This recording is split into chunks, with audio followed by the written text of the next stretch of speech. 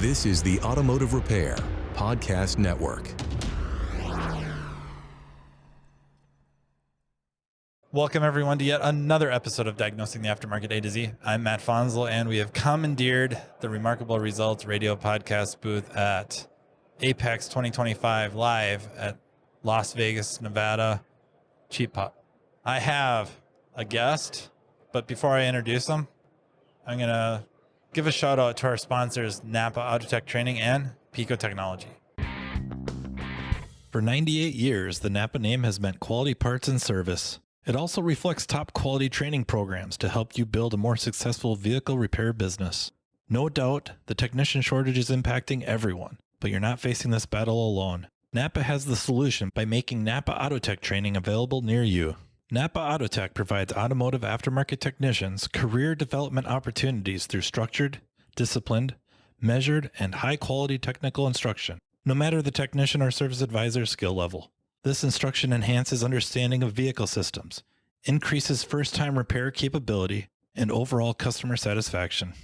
This instruction enhances understanding of vehicle systems, increases first-time repair capability, and overall customer satisfaction. It also prepares technicians to become ASE certified.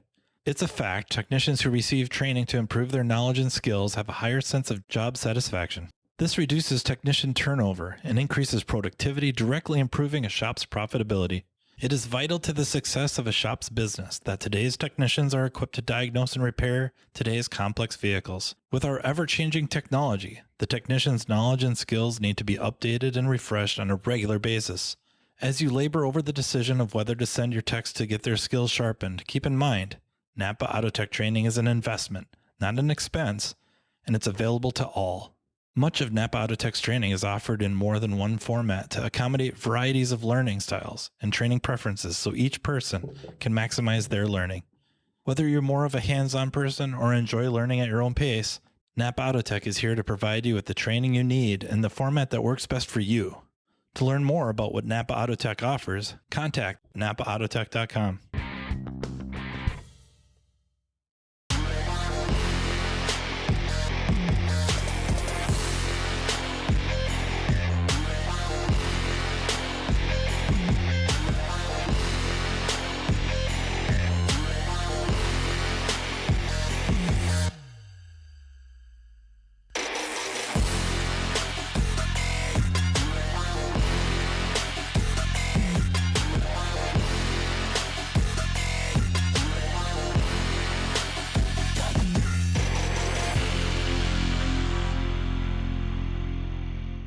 Okay, well, I've killed the joke about this being a relative unknown guest and their first time and all that. I've beaten that to death, which normally wouldn't stop me from doing it.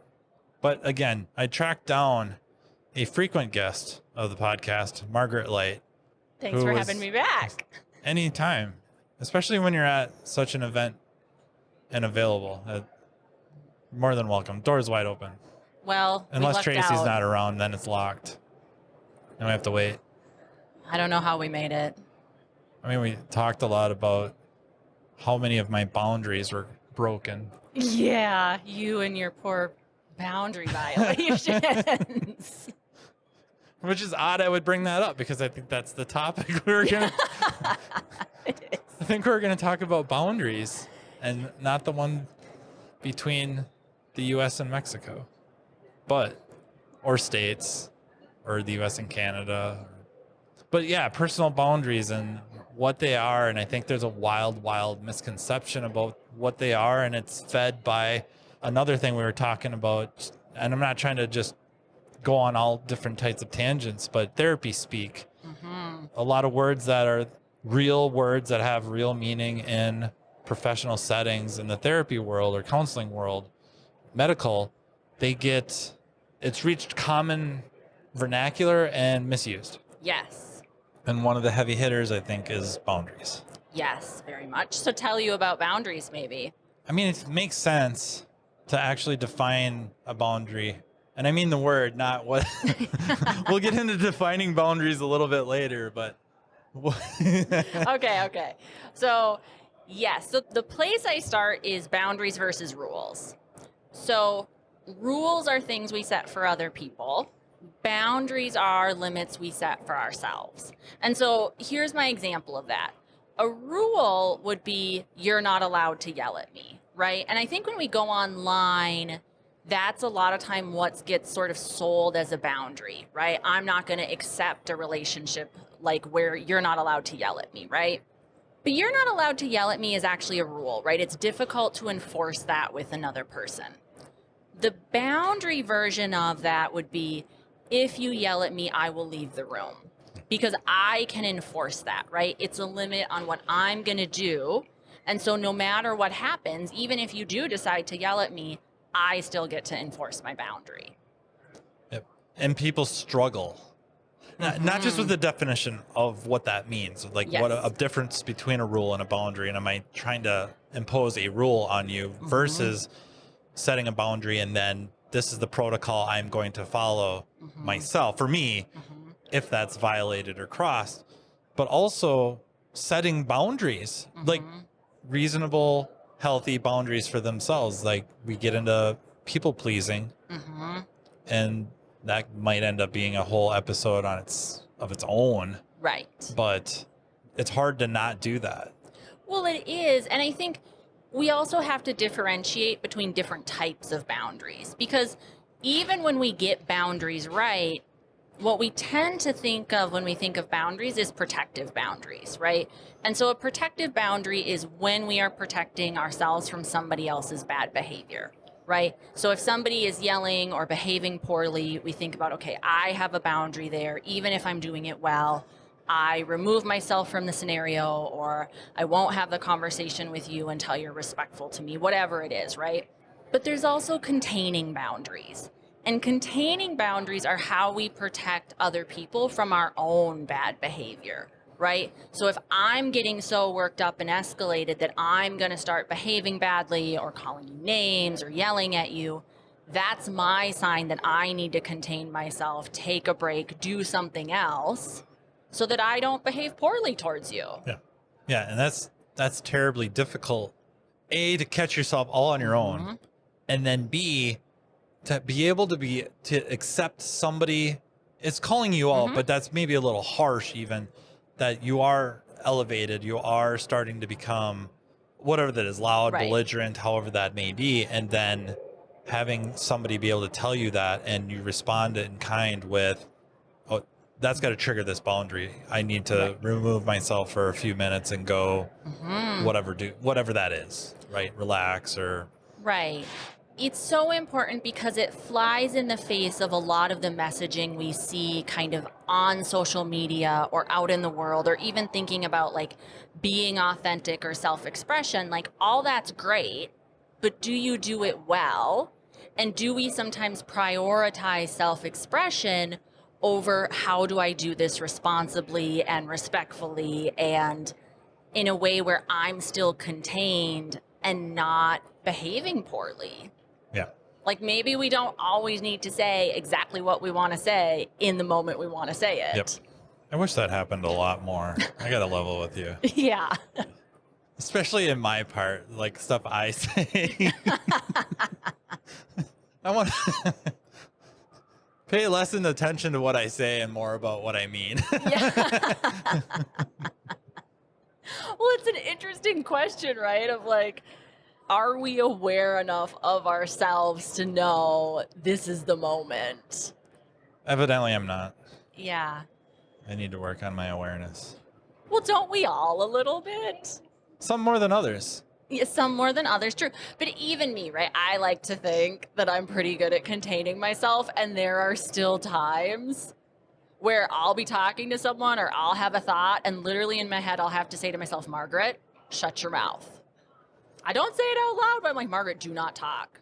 Do not say those words. What is that? It's an interesting instinct maybe for you to work on developing. Instinct does not. Yeah, I'd have to develop that instinct. That's so foreign. Yeah. What if you could be reflective enough to have a thought of like, oh, I might have to think about this before I say it. Oh, I can be reflective. I'm really good at the reflective, but the putting that into practice, like that sounds like work. It is work. It is work. This is true. Dang it. Yeah, so I think about like relationally, right? I know I should not open my mouth and start talking if I'm overly angry. If every thought in my head is angry and blamey and where I'm like, I'm going to tell them everything that's wrong with them, I'm like, oh no, you're not. You're going to be quiet. Yeah, I don't know that I ever feel that way. I think when I start to get really annoyed, which I suppose is just trying to soften angry, but I don't know that I necessarily feel angry. Like when I feel really angry, I leave the premises. Mm-hmm. I don't even find it to be flight response. Just, I don't want to say what's in my head right now. But I find when I get annoyed, I want to tear apart what you're saying, like pick apart every little detail that's wrong. Right, I'm going to show you why that's wrong. Tracy's thinking to herself, like, he must be annoyed all the time. Yeah, what if you contained that sometimes? What would I do with all that energy? What if, here's the flip side, what if people started protecting themselves from that? I mean, it looks like crying. That's not protecting themselves from that. How about like turtling up? Fetal position. Matt, if people are doing that and you're continuing to talk, you have bigger problems than you fessed up to. I get down to their level and you continue that way. We really need to work on containment. Does it involve bars? Bars. Padded cell. Intensive therapy. Yeah. Oh man, makes me think of a scene from Strange Brew. I never saw it. Sorry. It's a classic. Yeah. Yeah, Rick Moranis, Dave Thomas. It's a classic. I think you might actually like it. Well, text it to me and maybe I'll look it up. I will definitely do that. I recommend everybody at home listening.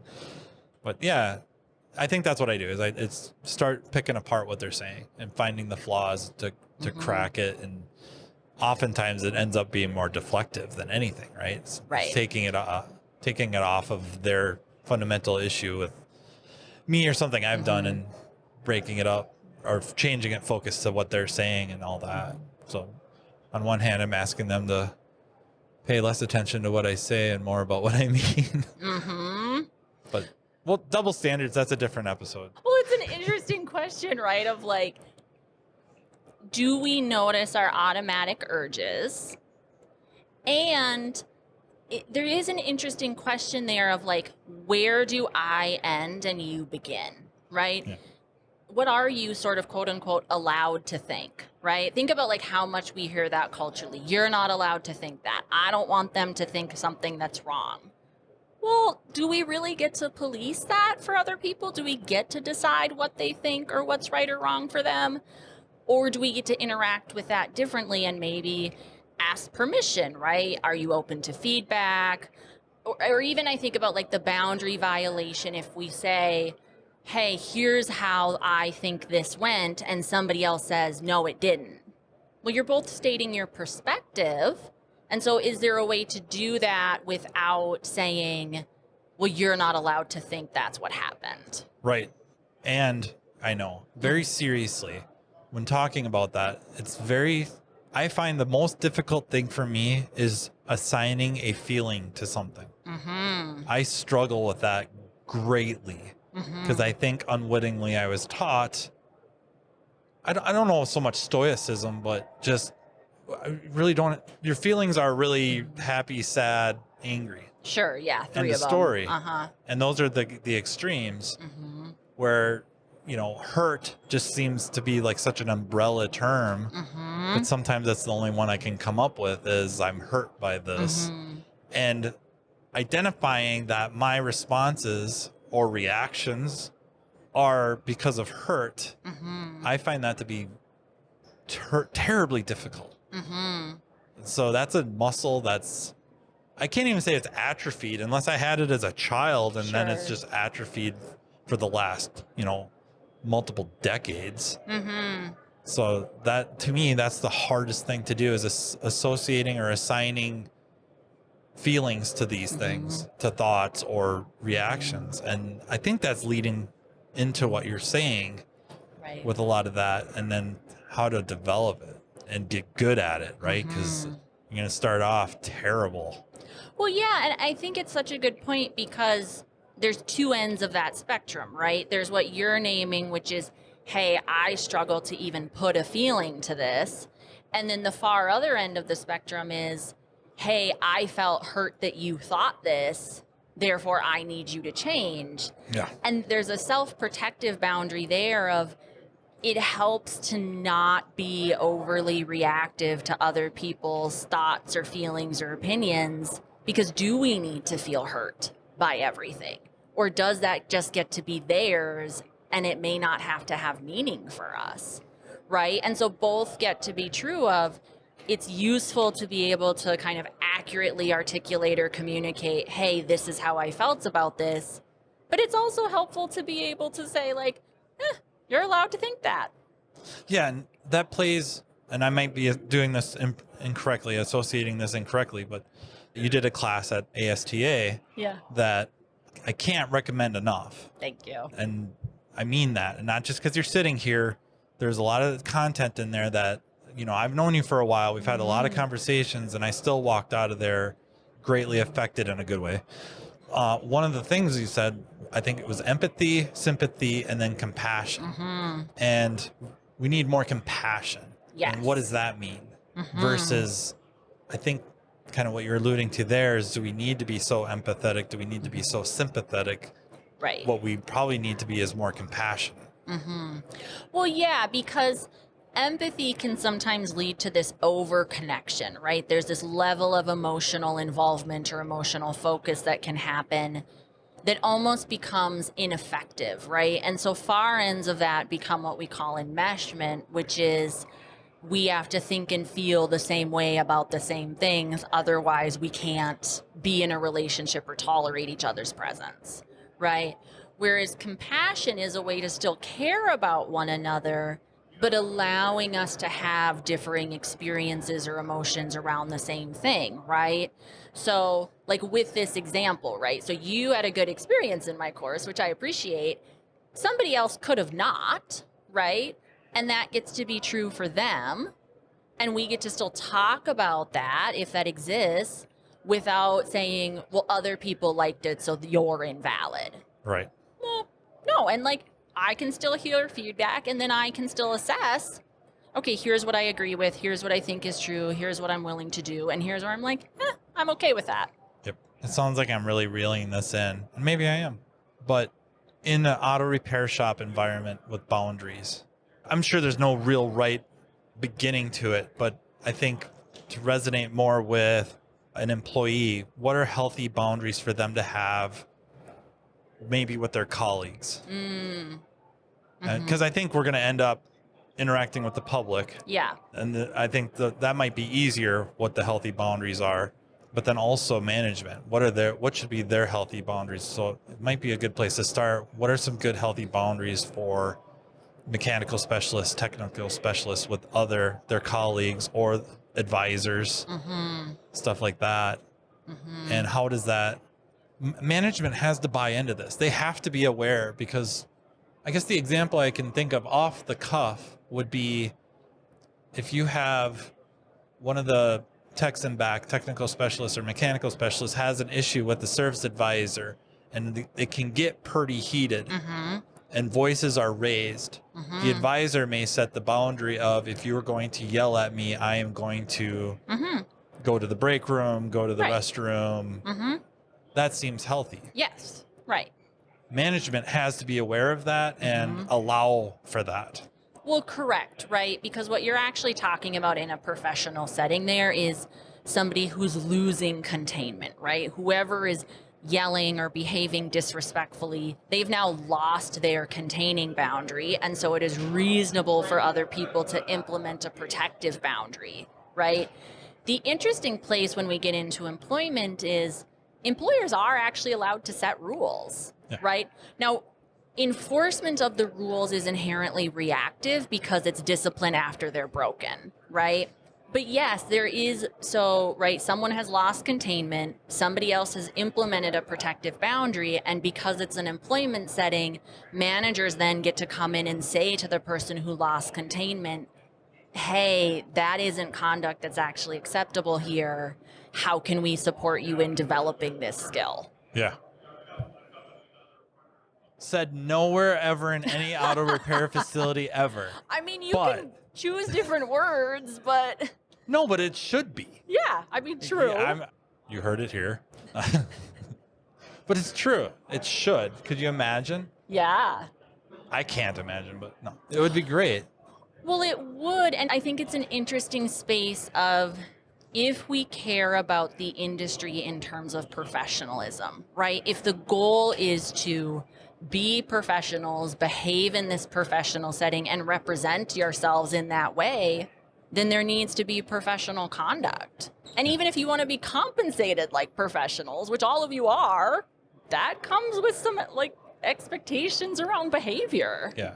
Yeah, and I mean, I know I'm maybe trying to be funny with that, but the reality is how great would that be to be able to hear how can I support you in either maintaining containment or developing this skill. How great would that be to say that or hear that? Right. And that, I don't know that there's enough either fanfare or light shed on such things, right? That's just typically not how it works. It's more like, what was that show called? I never watched it. West Coast Choppers or something, where it's the confrontational. Yeah. And now I'm just, busting the door in and fixing this problem. Like, you will not be yelling at your service advisor like that, or else, right? Rather than, hey, we don't do that here, right? I can't have that. Right. I'm not willing to accept that in this environment. Rather than, if you do that again, I'm going to fire you. It's, what could I do to help you? Well, it's an interesting question, right? So part of my professional role as a therapist is I've done this additional training and mentorship around supervision. And so helping, new clinicians enter the field and become licensed and all this good stuff. And that's a thing we learn in our training of how do we help young professionals become professionals? How do we help them learn and develop these sort of very messy human skills that allow them to provide good services to the public, right? And people are inherently messy. And so there is this interesting sort of managerial expectation of, I'm just going to tell you, you're not allowed to do this. And I assume or expect that you're just going to do it. Versus this sort of recognition that I think, therapy is kind of biased towards of, yes, that can be the expectation. And I recognize that's a whole skill set in and of itself. We might have to work on that. So then let's do that intentionally versus just assuming this person can figure it out, because maybe they can't on their own, but with good guidance and coaching, they could. Right. Right, because we assume everybody can just learn anything if they want to. Well, and just do it, right? Like it's a light switch. We're just done now. But what if it's not like that? Yeah, there's a few seasons of Shrinking. Just watch it. Yeah. You'll be fine. Right. We underestimate how much skill is actually inherent to containing ourselves. And the flip side with this example is, what we're actually asking somebody, if they lose containment and yell at someone else, we're not just asking them not to do that. We're also asking them to communicate more effectively. And do they have the skill to do that? Or are what we actually looking at is someone who maybe hasn't learned those communication skills and therefore needs that training and education to do it in this other way that we want? And the answer is probably overwhelmingly no. We just don't. We're definitely not born with those skills, and we're really not taught it. Right. And now it's supercharged with not just social media. Like, social media takes a big brunt on this, but just our entertainment is just always exaggerating, always an extreme, overly dramatic. And I'm sure I didn't coin such a thing, but it used to be art imitated life, but I think now it's switched and we're seeing life imitate art. Right. There, it's an interesting question around what are we aspiring to, right? What types of communication do we deem as good and effective? I think about even some of the languaging around, well, I just tell it like it is. Well, what does that actually mean? And is it effective? And who is it effective for? Right. Is it actually effective at developing skill? Is it effective at I get to feel better about myself? And it's one thing to assign this value of, oh, telling it like it is good, but it's the same question, good for who? Yeah. I mean, it's definitely shifting responsibility off yourself onto others. Mm-hmm. Right?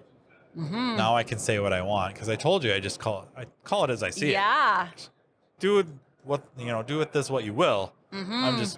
I already warned you. Well, yeah, and now if you're unhappy about it, that's a you problem because it's good that I'm honest. I think I've actually uttered such words, to be honest. Yeah. And isn't that an interesting reflection point? This self-reflection stuff is overrated. Yeah. Especially on the air. Yeah. Are you sad now that you invited me to do this? No, not at all. I'm upset with myself. Disappointed that I signed up for this. I've let myself down. Thought I was getting so much better. I mean, you are, and... I'm glad you brought that up because I wasn't going to, and not because I was trying to avoid it, but also I don't want to be completely scatterbrained as normal.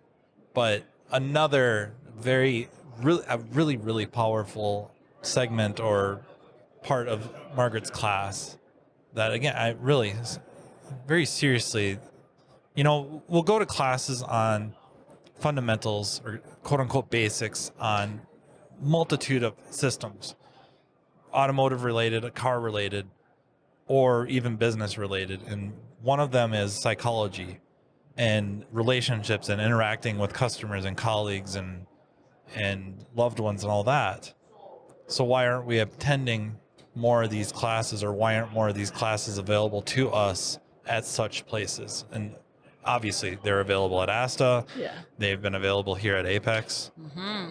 But one thing you had brought up that hit me really hard, like that I spent a lot of time after class thinking about it, was the power of and. Mm-hmm. 3-letter word that we use all the time. And I just did it again.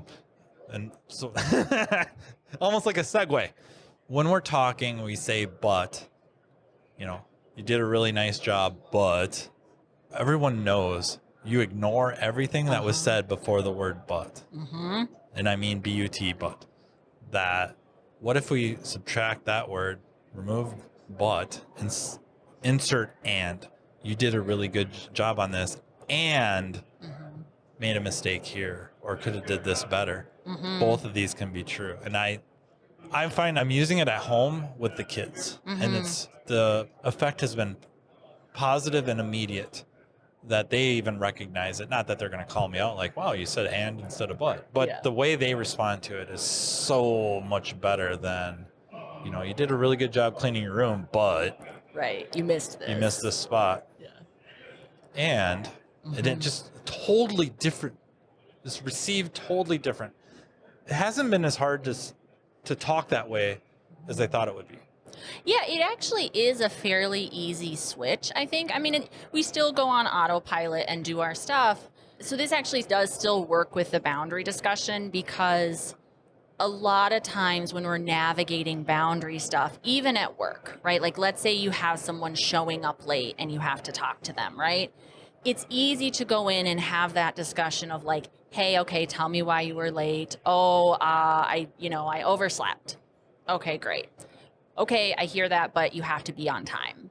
It's an easy switch, right? Yes, I understand you slept through your alarm, and I do need you to show up on time, right? Both get to be true. And so sometimes when we use but, it either is intentionally this disqualifier, or it can be interpreted that way. Or sometimes what it does is it does this interesting kind of hierarchical thing, right?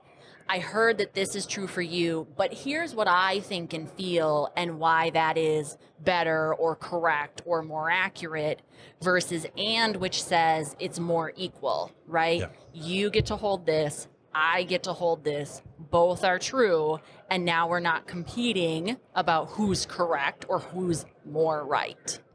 But I want to be more right. You want to be more right. I know. What if you get to be right just like everybody else sometimes? Well, that's like a participation trophy, No. Why do we need trophies to be human, you guys? I get them on my PlayStation 5. I have a lot of them. Gold, silver, a couple of platinums. Okay, I suck at the games. I think there's this thing there. I can't say much about PlayStation 5 because I don't play video games, so this is a little bit out of my league. I have a boundary, and we can't be friends anymore. Well, that is an interesting boundary, isn't it? We can talk about whether that's reasonable. And my boundary is I'm not going to do things just because you told me to. I think when we were talking earlier about boundaries, the first thing that popped in my head was what we think to be common. It's so rare that it happens, but the customer is at the counter, furious. Yeah. Furious or scared, and they're the ones now out of containment. Their voice is raised, and whoever's interacting with them, most likely a customer service rep or a service advisor. And we hear like phone operators, right? They have their boundaries. If you swear, they hang up. Mm-hmm. And that's a boundary. Mm-hmm.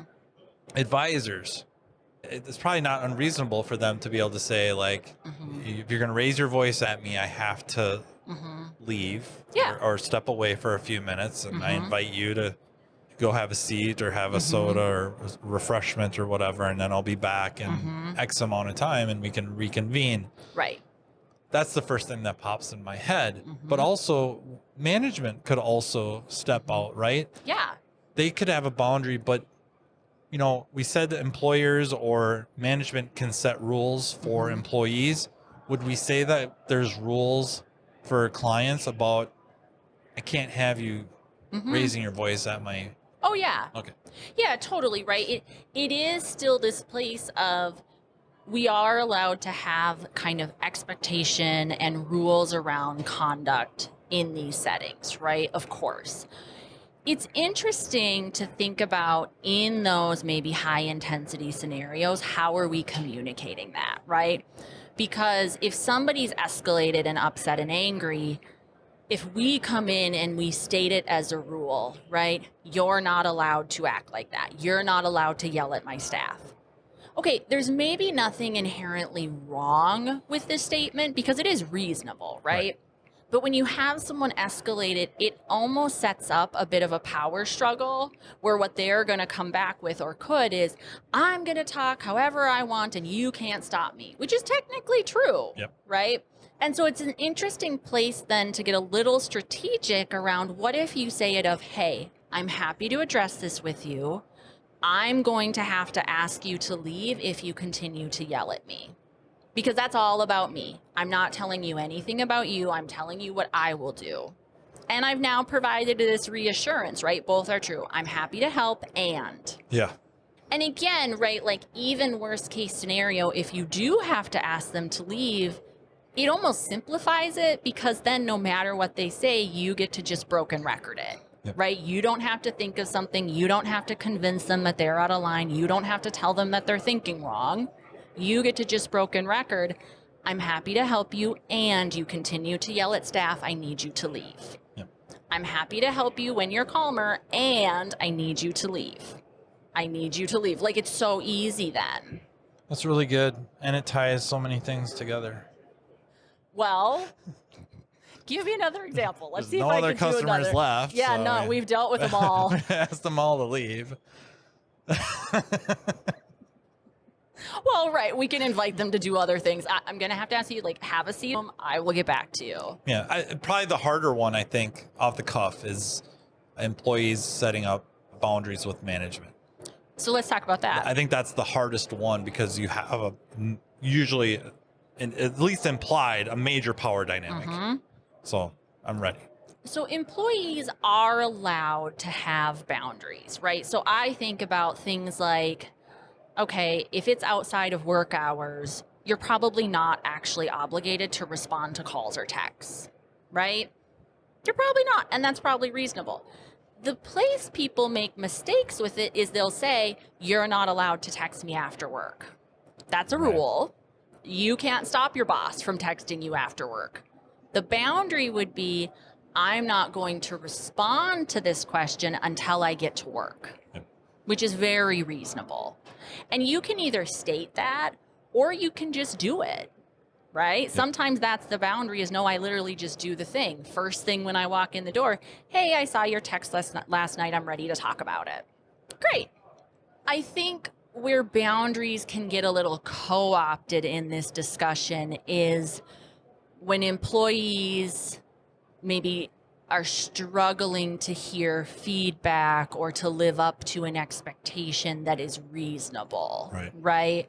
And that gets a little bit into how do we define reasonable. But I think about, right, the example I always use is like being on time, right? Well, it isn't fair that you won't cut me any slack on being on time.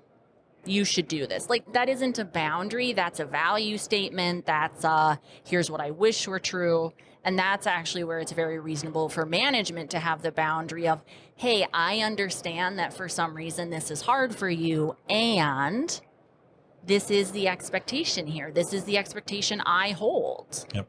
And I'm not saying that has to be your expectation of yourself. You get to do whatever, but the expectation for employment here is this. Yeah, that's a really good one. You know, I hear that and I'm thinking immediately to very early episode we did, and we're talking about relationships and Gottman's, where I needs and desires, and a lot of times they get confused. You know, I need you to do this. Well, no, I greatly desire for this. And, you know, I greatly desire for you to, you know, hit me with a lot of affirmation, you know, lots of affirming statements. They get to choose whether they want to or not. And if they decide they don't want to, you get to choose how important that really is. Right. And it sounds very similar to this, where my expectation of you is to be here at 7:45. Right. Because the doors open at 8. Sure. I need you, you know, here getting ready for the day, and we're going to talk things over. And then, you know, and it's like, well, I don't want to. Well, you don't have to. Right. You just can't work here anymore. Right. So that hits. I like how stuff just correlates really well. Well, yeah. And I think that that's where we sometimes can work in the and, right? So I think about like with my supervisees or folks, right, I'm helping through this kind of professional socialization stuff. That's where and is really powerful, right? Yes, you're right. That is really hard to do. I understand that's uncomfortable. And, right, this is a thing we have to do. So let's talk about how to make this doable for you, right? So I do that with my supervisees all the time, right? Yes, I understand that, right, having that conversation, someone's probably going to get upset with you. And I get it, right? That's hard to tolerate. We can talk about how to work through that. And you still have to do it. And so even that, right, there is still a bit of a rule and expectation thing there around employment, right? I am telling you what you have to do, but what I'm not doing is violating this interpersonal boundary and saying you're not allowed to be upset by it. You're allowed to be upset by it. You're even allowed to be upset there was discipline. Like, you get to be mad. You get to think I'm mean. Doesn't change what I do.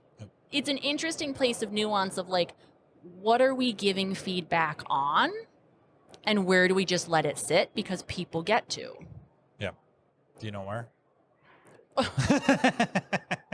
I think it's their thoughts and feelings. Like, maybe we don't have to comment on that. Yeah. You get to hate I didn't give you this day off work. You get to be really mad at me about that. That's okay. I'm still expecting you to be here that day. You can be mad all day long about it. That's totally fine. That's a mindset that might be initially difficult to adopt, but how freeing is that? Right? Because now you don't necessarily get emotionally wrapped up into it. Like they didn't meet this expectation and now I'm very upset with them. I'm frustrated. I'm losing respect for them, whatever that may be. If I have that thought of, you know, the and it just takes a lot off your own plate. Well, it does, right? And I think there is an interesting question there around a lot of times our reactions to other people say more about us than they do them, right? So if someone is mad at me or doesn't like me, or I have a supervisee who says, Margaret, you're terrible at this, which has happened, like, okay, but do I have to carry that around? Do I have to take that on? Or does that get to be their opinion? And does their upset say something about them? And my reaction gets to say something about me. Yeah. I mean, you get to try to think about it. Are what they're saying reasonable? Is there some truth to what they're saying? Yeah. And I honestly don't think so. Or maybe there is a little bit, and now I can work on that. Sure. But maybe there isn't much to that, and that's so I don't have to carry this around. Correct. Yeah. So I think like my example, so I had someone who, right, I run direct when I'm giving feedback to supervisees, especially early on, right? So think about like if I'm a manager, I run direct in giving feedback to employees. I had someone that didn't work for, right? And so when they communicated that to me, it was a little rough, right? It was a lot of, Margaret, you're disrespectful. You're not good at this. You don't treat me like a future colleague, right? There was a lot there. And so then I got to kind of sift through that line by line.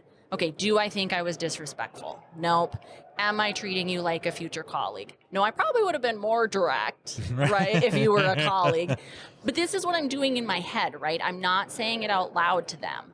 In the moment, what I'm saying out loud is I'm so glad you brought me this. I'm willing to talk about it.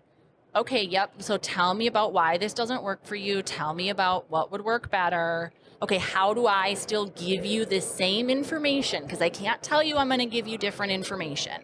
But how could I give you the same information and have it feel better for you? Again, I'm not agreeing to do it yet, but I'm willing to hear it. And so I get to sift through all that feedback. And what I came to was, I didn't actually do anything inherently wrong there, right? There was nothing bad in what I did. What they were telling me is about their personal growth and development, and they weren't ready to hear it yet. And so then I got to decide, am I willing to shift my style to better work with this person and make it more effective? Now with this knowledge of, oh, and part of what we're working on is this personal growth of, we need to get you to a place where I can be more direct with you. But I'm not shaming or blaming you about that. Right. Yeah, so there's a lot there. One, leading with curiosity, like thanking them for bringing that, and then asking clarifying questions. Like it's so easy to do outside looking in, or so easy to, at least, I hate to say just me specifically. I know it's not just me, but outside looking in, giving such advice, like, well, did you ask questions? Did you show interest? It's so easy to do until somebody does it to you, and then it's like, yeah. Well, that's where that containing boundary comes in, because I can tell you my automatic urge in that scenario was not to be kind. Yeah. Like it wasn't, right? I was ready to, the automatic urge, it was anger, and I was like, ooh, that was a Margaret, shut your mouth moment. Do not say those words, Margaret. Find different words. I'd have to pull out like a thesaurus. Maybe there is room for a large language model in my life. That might save me some things. I'll have to experiment with that. Yeah. But here Just we give me a are. minute. Yeah. We're back with like, if you want to show up differently, you do have to contain yourself. And we're back to that boundary again. Yep. Well, have you had a good show otherwise so far? Like with you or here in general? I was thinking in general. Yeah, it's been great. I'm really not prepared to hear the directness about how it is with me. The answer is both have been great. Oh, well, Yeah. in that case. It was lovely. I get to walk. I got a lot of exercise yesterday. Say one thing. Yeah, you get plenty of steps in. Mm-hmm. Yeah. Any plans to just perusing the shows a little bit, the trade shows portion? I did a little bit yesterday, maybe today. We'll see. And I haven't spent time in Vegas before, so we walked a little bit yesterday, and that was interesting. Yeah, I think it's unfortunate that you couldn't have a few years ago pre-F1, because walking up and down the strip would have been so much easier. Yeah. But in preparation, specifically, I think in preparation for the F1 race coming up shortly, it's a little rough now. So did you make it up to the north end to watch the water show, or were you a little late for that? We went to a hockey game last night, so we walked to T-Mobile, or walked back from T-Mobile Stadium. So you got to see the Golden Knights? Yeah. Who did they play? Detroit? Red Wings? I think so. That's fine. I'm not going to hold you to it. Vegas won. It was lovely. It was a whole show. You might run into a Hawken boundary with him. Right. He calls that the blue line. Yeah. Or the crease. Probably the crease. It was. Is he a goalie at heart? It's yeah. You're in the crease. Sorry. Yeah, right. It was. Do you have a penalty box in your house? Oh no, but that'd be so funny. Yeah, especially if you put him in it. We put ourselves in our own penalty boxes. We're both like, oh, this is not the moment. Take a break. You've crossed my boundary. Now you got to serve 2 minutes. 2 minutes for boundary crossing. No, we're pretty good about oh yeah, we should separate for a bit. Take a break. It's like the breakup. You have this big white line down the middle of the house. No, what we did is we bought a big enough house so that we each have separate offices and separate bathrooms and I've heard about this house. They don't call them they're wings. They're wings. That's the technical term. Wings. She got the west wing, believe it or not. Yeah, shocking. I really, really appreciate you coming on, carving time out of your day to stop by and talk about boundaries. Thanks for having me. Anytime. I genuinely appreciate all of it. Yeah. Well, I'm glad you're willing to talk about it. I will talk about anything, believe it or not. I do believe that. I have no boundaries. Oh, just killing that. So thank you, everyone, for listening. Thank you to our sponsors, NAPA Autotech Training and Pico Technology. Thank you to the Automotive Podcast, or I'm sorry, Automotive Repair Podcast Network for making this all possible. Even Tracy, who won an award, believe it or not. No, I'm serious. She did. She very well deserved. And her acceptance speech was one for the ages. Not as good as Jimmy Valvano, but close. And so thanks again for listening. Until next time, take care. You've been listening to Diagnosing the Aftermarket A to Z with Matt Bonslow on the Automotive Repair Podcast Network. Download our exclusive podcast app at automotiverepairpodcastnetwork.com because the best conversations in the industry start here. Want Matt to cover a specific topic? Check the show notes for his email. Your input matters.